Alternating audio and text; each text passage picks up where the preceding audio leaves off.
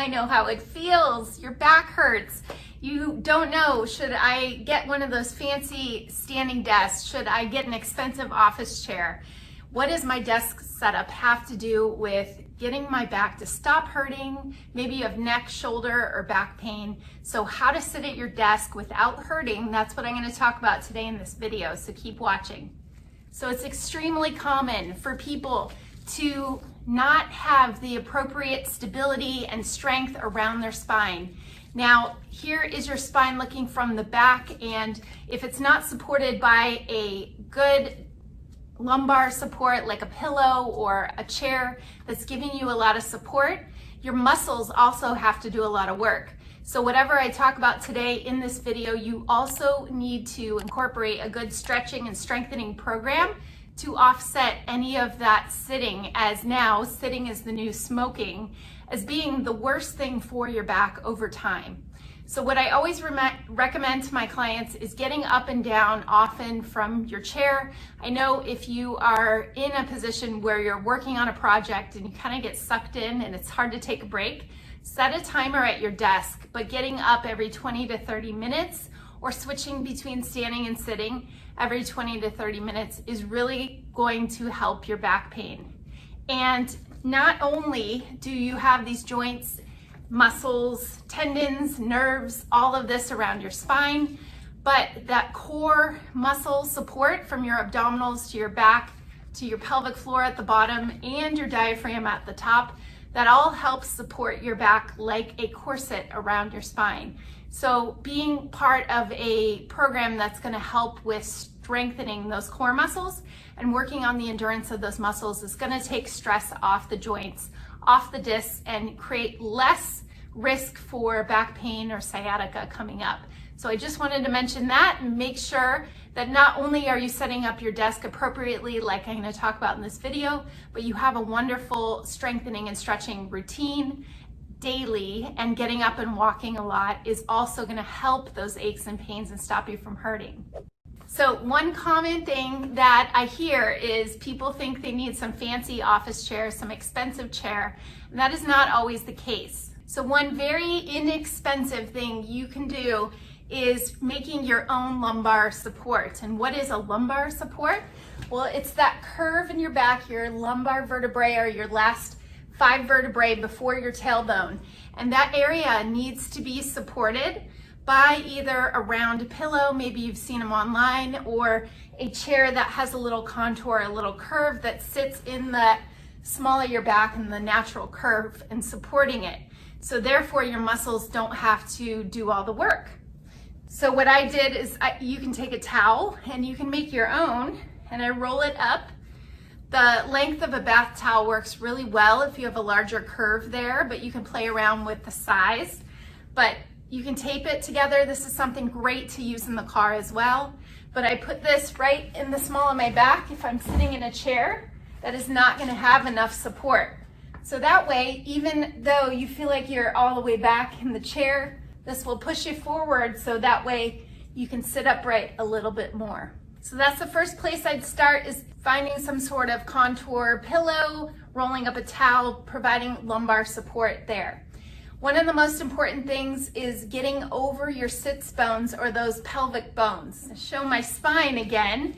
So here's your pelvis right at the bottom, and you want to be on those butt bones when you're sitting. So therefore your pelvis, you're not sitting back on your tailbone and kind of like rounding your back like this, but you're sitting over those sitz bones. Therefore your pelvis is lined up with the natural curves of your spine. And this is a common problem with what weakens the muscles and the ligaments in your lower back over time. If you're sitting on a low chair, low couch, or even a bucket seat in a car doing a long drive, because that way you're going to put more stress on that area and weaken the lower part of your back, and also tense and tighten your pelvic floor muscles in the bottom here. So it's not great for supporting your lower back. So the lower part of your back is always where I start, and your pelvis is always where I start when I teach how to sit properly in your desk. So now I'm right over those sitz bones. I'm not sitting back on my tailbone. I have a nice lumbar support here in the small of my back. And when we think of good posture, it's not always pulling your shoulders back and getting up nice and tall. That's not always the case. If you start from your pelvis, you're actually going to make it easier for your shoulders and your neck to fall in the right place. So I like to use a 90-degree position here. So from my hips to my knees, you see a 90-degree angle here. When you're in that bucket seat position and sitting back on your tailbone, your knees are going to be higher than your hips, and you don't want that for an extended period of time.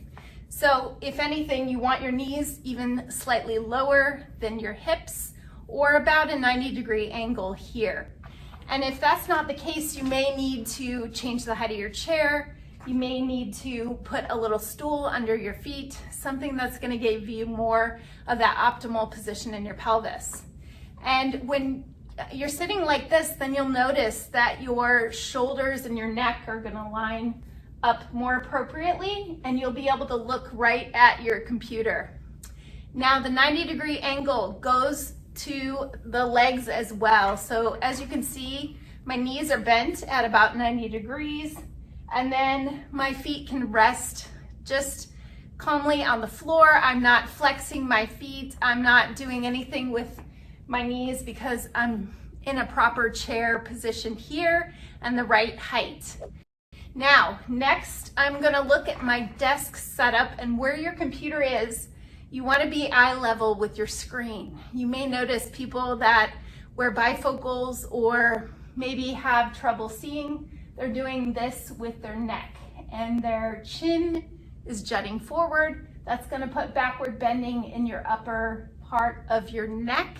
Not great for headaches, stiffness, and even tension in your jaw and creating TMJ problems too. So we really want to think of growing taller, elongating through your spine, and setting up your computer so it's right at eye level. If it's not, you may have to put some books, something under here to raise it up so it's more at eye level. I have a desk here with an adjustable height. So as you can see, this is not optimal. My hands are all the way up here. So then my wrists are gonna get a lot more pressure because they're having to put downward on the keyboard. Fine for a short amount of time, but over time you may develop carpal tunnel issues, wrist issues. Don't want that.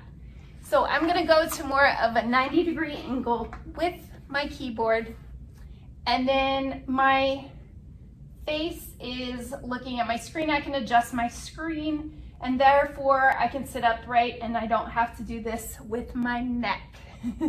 So you want to be right at eye level here. So I use the 90-degree angle as well in this position for just a little bit of judgment on whether or not my screen or my desk is at the right height. So a few tips there. 90-degree angles are good to look for at your shoulder to elbow position. Same with your wrists, just being in a more neutral position when you're typing. And it's great to, people ask me about sitting on an exercise ball or using a standing desk. So with any of those cases, I do recommend it, although it's good to switch positions and not staying in one position for too long, because that's where your muscles have to do more of the work, and they're going to fatigue after a period of time, and therefore then the pain can go to your back or your neck, right to your joints.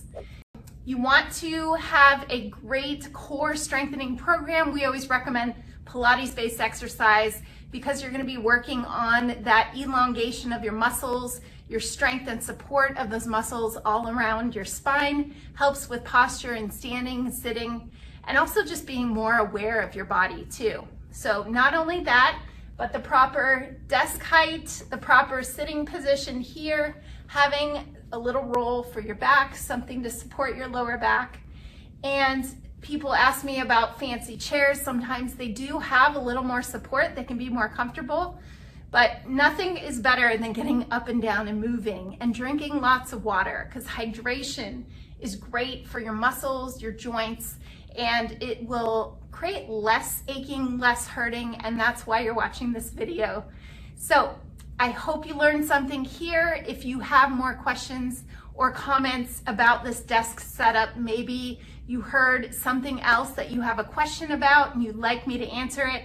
Please put it in the comments below. I love talking about back pain, posture, and ways to really solve that nagging ache and pain, what you can do in your lifestyle to really switch it up. So if you like this video and you want to be alerted when we release more women's health and wellness tips and exercise videos as well, hit the subscribe button and follow Level 4 Women's Health. Thanks for watching.